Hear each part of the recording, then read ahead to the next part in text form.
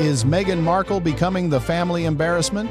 Is Meghan Markle turning into the new Prince Andrew? That provocative question, posed during a December 2024 episode of Palace Confidential, the Daily Mail's flagship royal program, crystallized something many observers had been thinking but few mainstream outlets dared to say. Meghan Markle had become for King Charles and Prince William what Prince Andrew was for Queen Elizabeth II, a family member whose behavior, choices, and public presence created constant embarrassment and crisis management. For years, Prince Andrew had been the royal family's problem child.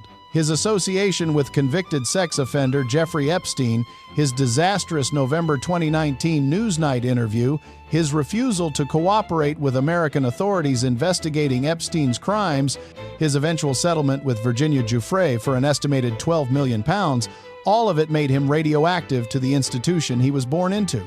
Queen Elizabeth had spent the final years of her life managing the Andrew crisis, trying to balance her love for her son with the damage his presence did to the monarchy's reputation. She failed.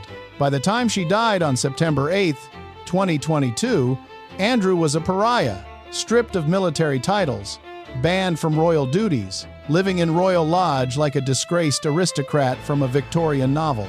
And now, according to palace insiders, Meghan Markle had assumed that role, the family member who generates constant negative headlines, the person whose name attached to any event guarantees controversy, the relative who forces the institution to make difficult choices between family loyalty and institutional survival.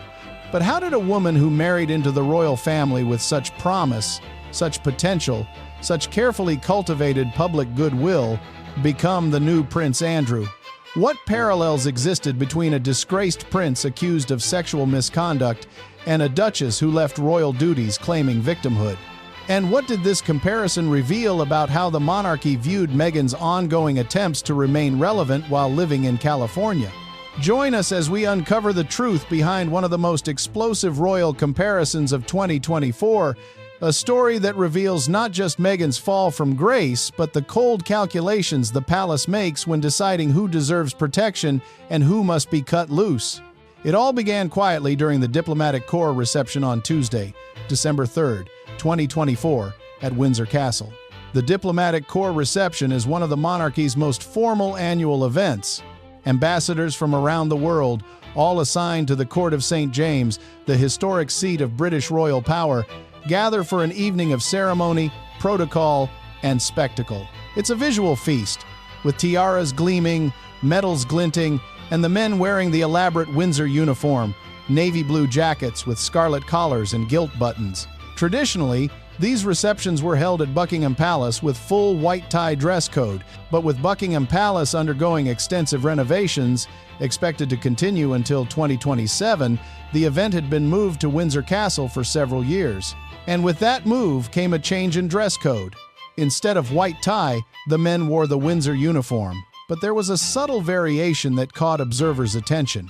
King Charles, 76 years old and clearly reveling in the pageantry, wore the full historical version of the Windsor uniform, complete with breeches, stockings, and buckle shoes. He looked every inch the monarch, embracing centuries of tradition with evident enjoyment. Prince William, 42 years old and representing the monarchy's future, wore the Windsor uniform differently. He opted for trousers instead of breeches, maintaining the formality of the occasion while subtly modernizing the look. The choice was entirely appropriate according to royal protocol. Both versions of the uniform were correct for the event, but the palace's handling of the photographs told a different story. Royal editor Rebecca English, analyzing the official images released after the reception, noted something curious. There's been some speculation that the palace has been keen with the edit of pictures to hide that, she explained, referring to the difference in how Charles and William were dressed. The official photographs were carefully cropped to avoid showing Charles's breeches and William's trousers in the same frame. It was a small detail, but revealing. The palace didn't want attention drawn to the generational difference in how the two men approached royal tradition. I get the impression the king loves getting dressed up for these events, English continued. He's got not only the breeches that he's wearing, but the buckle shoes as well to go with it, which look fantastic. So, obviously, it's very antiquated, But that's the whole fun of it. Diary editor Richard Eden agreed. William is happy to wear the Windsor uniform with the red collar and cuffs, but obviously doesn't like to wear the old breeches. And it does put the palace in a slightly awkward position. The awkwardness came from what the difference revealed about William's vision for the monarchy's future. He wasn't rejecting tradition entirely. He wore the uniform, he attended the formal event, he fulfilled his duty. But he was subtly signaling that when he became king, things would be different. Less costume, less pageantry, less of what he clearly viewed as unnecessary, antiquated formality. This wasn't the first time William's clothing choices had generated discussion. At multiple formal events over recent years, he had consistently chosen the more modern version of dress codes when options existed. And each time, the palace had tried to manage the optics, cropping photos, selecting angles, avoiding direct visual comparisons that might highlight the generational divide. But there was another garment at the diplomatic corps reception that generated even more intense speculation: Queen Camilla's tiara. Camilla, 77 years old and attending the reception alongside her husband, wore the Greville tiara, a stunning Art Deco piece featuring geometric diamond patterns. The tiara had belonged to Dame Margaret Greville, who bequeathed her extensive jewelry collection to Queen Elizabeth, the Queen Mother, in 1942. It had been worn by various royal ladies over the decades, most notably by Princess Margaret, but it also had a more recent, more controversial association. Camilla had worn this exact tiara to a state banquet on November 21, 2023, during the Qatari state visit, and eagle-eyed royal watchers had noticed that this was the same tiara that some reports claim Meghan Markle had wanted to wear for her wedding to Prince Harry on May 19, 2018. The wedding tiara saga had become one of the early signs of trouble in Meghan's relationship with the royal family. According to multiple sources, Meghan had specific ideas about which tiara she wanted to wear for the ceremony. The negotiations allegedly became tense, with reports of raised voices, tears, and that infamous phrase attributed to Harry: "What Meghan wants, Meghan gets." In the end, Meghan wore Queen Mary's diamond bandeau tiara for her wedding, a beautiful but less flashy choice than some of the more elaborate pieces in the royal collection. But rumors persisted that she had wanted something different, something more spectacular, possibly the Greville tiara that Camilla now wore with apparent relish. Was Camilla's choice to wear this particular tiara a subtle slight at Meghan? A reminder that she, Camilla, had access to jewelry that Meghan could only dream of? A quiet assertion that the real royals who stayed and served deserved the best jewels, while those who left got whatever they were given? The timing seemed pointed. By late 2024, Meghan's attempts to remain relevant through her lifestyle brand, her Netflix shows, and her various commercial ventures were failing spectacularly. She was increasingly viewed as irrelevant to the royal story, a footnote rather than a chapter. And here was Camilla, the woman Meghan had once positioned herself against as the modern, progressive alternative, wearing spectacular tiaras to formal events while Meghan schemed in Montecito about how to pay her mortgage. But the comparison that truly captured attention during this Palace Confidential episode was the one between Meghan and Prince Andrew. Host Joe Elvin opened that segment with the explosive question: is Meghan Markle turning into the new Prince Andrew? The comparison seemed outrageous at first. Andrew's problems stemmed from his association with Jeffrey Epstein and the serious allegations of sexual misconduct brought by Virginia Giuffre. Meghan's problems were about her treatment of staff, her relationship with the media, her decision to leave royal duties and then spend years criticizing the institution. But as Rebecca English and Richard Eden discussed the parallels, a pattern emerged that explained why palace insiders were increasingly viewing Meghan through the same lens they had viewed Andrew. First, there was the issue of damage control. Just as the Queen had spent years trying to manage the Andrew crisis, making difficult decisions about which events he could attend, which titles he could keep, how to balance family love with institutional protection, King Charles and Prince William now face similar calculations about Meghan. Every time Meghan did an interview, released a statement, or made a public appearance, the palace had to decide how to respond. Ignore her and risk letting false narratives take hold? Respond directly and give her the attention she craved? Issue subtle rebuttals through friendly journalists? Each option carried risks. Second, there was the refusal to accept reality. Andrew had spent years insisting he had done nothing wrong, that his association with Epstein was innocent, that the allegations against him were lies. Even after the disastrous Newsnight interview in November 2019, even after being forced to step back from royal duties, he maintained that he was the victim of unfair treatment. Meghan displayed similar patterns. She positioned herself as a victim of racism, of media harassment, of institutional cruelty, while apparently refusing to acknowledge her own role in any of the conflicts. Staff members accused her of bullying. The palace allegedly investigated, but Meghan never publicly addressed those allegations, instead continuing to position herself as the wronged party in every situation. Third, there was the financial dependence despite claims of independence. Andrew had been forced out of royal duties in November 2019 but continued living in Royal Lodge, a 30-room mansion on the Windsor estate. He claimed to have private income sufficient to maintain the property, but sources suggested he was receiving financial support from King Charles despite their increasingly strained relationship. Meghan and Harry had left royal duties in January 2020, claiming they wanted financial independence to earn their own money and build their own empire. But as detailed in previous revelations, they appeared to be dependent on a mystery benefactor to maintain their lifestyle, unable to generate sufficient income through their various commercial ventures. Fourth, there was the damage to the institution. Andrew's behavior and the subsequent scandal had been devastating to the monarchy's reputation. It raised questions about royal privilege, accountability, and whether different standards applied to those with titles and wealth. It made the institution look out of touch, protective of its own regardless of the severity of the allegations. Meghan's departure and subsequent attacks on the royal family had been similarly damaging.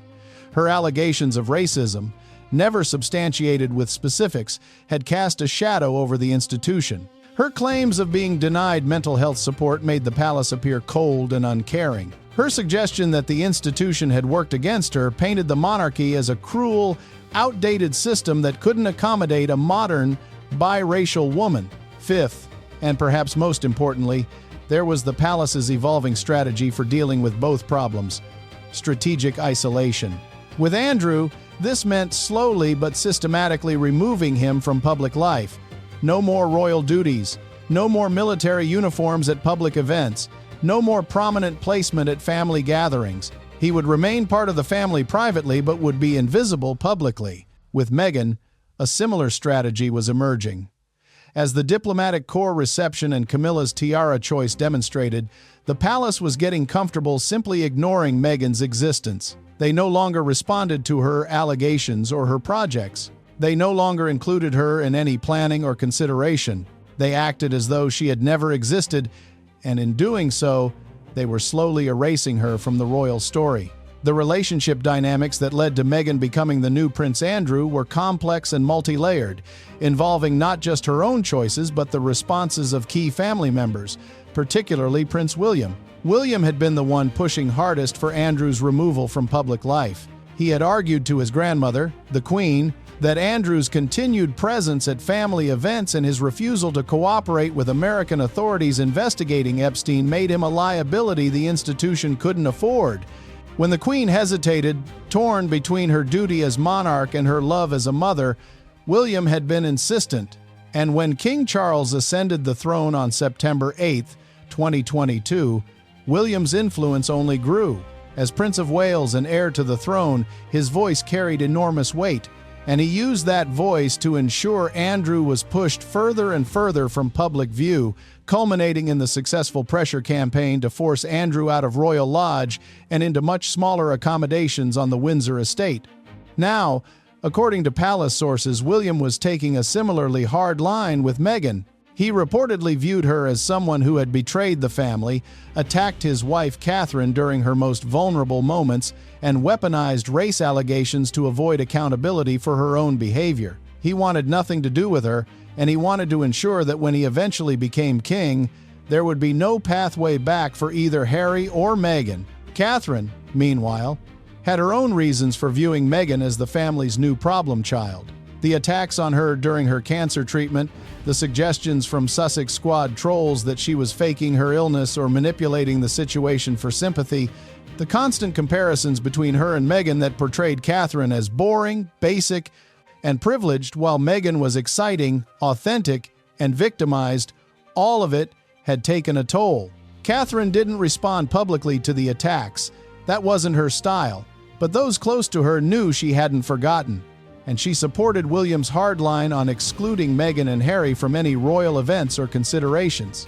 King Charles found himself in the same position his mother had occupied with Andrew. Torn between family loyalty and institutional necessity, he had initially hoped for some kind of reconciliation with Harry, some pathway back to family harmony. He had met with Harry during Harry's brief visits to Britain. He had reportedly taken his calls and maintained some communication. But Meghan was a different matter. Charles had never been particularly close to his daughter-in-law. He had welcomed her into the family, walked her down the aisle at her wedding when her own father couldn't or wouldn't attend, included her in family events. But he had never developed the warm relationship with her that he had with Catherine. And as Meghan's attacks on the institution intensified, as her commercial ventures exploited her connection to the royal family while simultaneously criticizing it, Charles's patience wore thin. By late 2024, he had reportedly adopted William's approach: strategic isolation. Meghan would be ignored, excluded, treated as irrelevant to the royal story. Meanwhile, Sarah Ferguson, the Duchess of York, watched these developments with keen interest. Sarah knew better than anyone what it meant to be the royal family's embarrassment. She had lived through her own scandals, her own exile, her own years of being persona non grata at palace events. The Palace Confidential episode included speculation about whether Sarah might follow Harry and Meghan's example with a tell-all interview of her own. After all, she had her own grievances, her own stories, her own truths that might generate headlines and paychecks. But Sarah had learned something Harry and Meghan apparently hadn't. Patience pays. By maintaining her dignity, by not attacking the institution, by waiting quietly for rehabilitation, she had eventually been welcomed back to some family events. She attended the King's coronation in May 2023. She was included in family gatherings at Royal Lodge, where she still lived with her ex-husband Andrew despite their divorce in May 1996. Sarah understood that burning bridges with the royal family left you with nowhere to go. Harry and Meghan were learning this lesson the hard way. The turning point in Meghan's transformation into the new Prince Andrew came not with any single event, but with the accumulation of failures and embarrassments throughout 2024. Her Netflix cooking show, With Love, Meghan failed to generate significant interest or positive reviews. Her lifestyle brand, American Riviera Orchard, launched with great fanfare in March 2024 but produced little actual product beyond some jars of jam sent to friendly celebrities. Her attempts to position herself as a serious advocate for various causes were undermined by revelations about her behavior toward staff and her alleged scrounging of designer clothing. Most devastatingly, she and Harry were excluded from America's 250th birthday celebrations in July 2025, while William and Catherine would represent Britain at the historic milestone. While King Charles and Queen Camilla would make a state visit to Washington, D.C., Harry and Meghan, living in California and positioning themselves as America's royal representatives, were shut out completely. The exclusion sent a clear message. America wanted the real royals, not the grifters. And that message resonated globally. Even media outlets that had initially championed Meghan were turning against her. US Weekly and People magazine, once reliable sources of positive coverage, now ran critical stories. Bill Simmons's assessment of Harry and Meghan as fucking grifters had become the consensus view. And through it all, the palace said nothing. They didn't respond to Meghan's projects or allegations. They didn't include her in any planning. They simply acted as though she didn't exist. Just like they now treated Prince Andrew. The legacy of Meghan's transformation into the new Prince Andrew will shape royal dynamics for decades. First, there's the impact on Harry. His decision to support Meghan's attacks on his family has cost him everything. His relationship with William, once the closest of any royal siblings, is reportedly beyond repair. His relationship with Charles, while maintaining some communication, is strained and formal. His standing in Britain, where he was once one of the most popular royals, has collapsed completely. Harry tied his fate to Meghan's, and as she became the family's new embarrassment, he became collateral damage. The comparisons to Edward VIII, who abdicated in 1936 to marry Wallis Simpson, were no longer about romantic sacrifice but about poor judgment and lasting consequences. Second, there's the impact on how the palace handles family crises going forward. The Andrew saga taught them that protecting family members at institutional expense was unsustainable. The Meghan saga reinforced that lesson. Future crises would be handled with strategic isolation, cutting off the problem members before they could do more damage. Third, there's the impact on Meghan herself.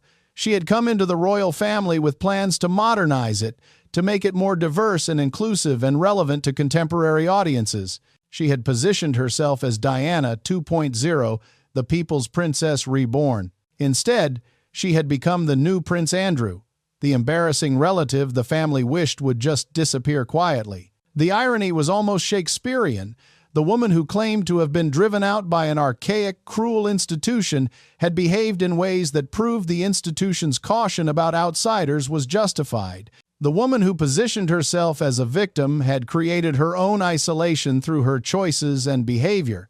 Even in Meghan's attempts to remain relevant through commercial ventures and media appearances, the voice that emerged was always reactive, always responding to perceived slights, always positioning herself as wronged rather than accepting any responsibility for how things had unfolded. The story of Meghan Markle becoming the new Prince Andrew is ultimately about the monarchy's cold calculations when balancing family loyalty against institutional survival. Elizabeth struggled with this balance regarding Andrew, torn between mother's love and monarch's duty. She ultimately chose to protect him too long, and his continued presence damaged the institution's reputation.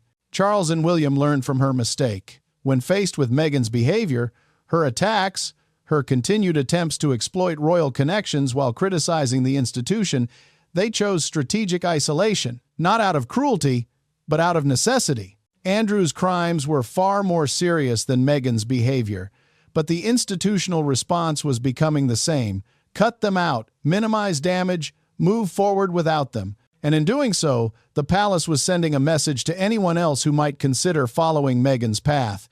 You cannot have it both ways. You cannot attack the institution and remain part of it. You cannot trade on royal connections while rejecting royal duty. You cannot position yourself as a victim while behaving like an aggressor. The price for trying is to become the new Prince Andrew, the family embarrassment, the cautionary tale. What do you think? Is the comparison between Meghan and Andrew fair, or does it minimize the seriousness of Andrew's alleged crimes? Has Meghan become the royal family's biggest problem after Andrew? And what does this dynamic reveal about how the monarchy handles family members who damage the institution's reputation? Share your thoughts in the comments below. And if you found this analysis valuable, please like this video and subscribe to our channel for more in-depth reporting on the royal family's most challenging dynamics. Because sometimes the most revealing moments aren't about what people say publicly, but about how institutions quietly categorize problems and deploy strategies to minimize damage. And in categorizing Meghan as the new Andrew, the palace revealed exactly how they view her, not as family to be protected, but as a threat to be neutralized.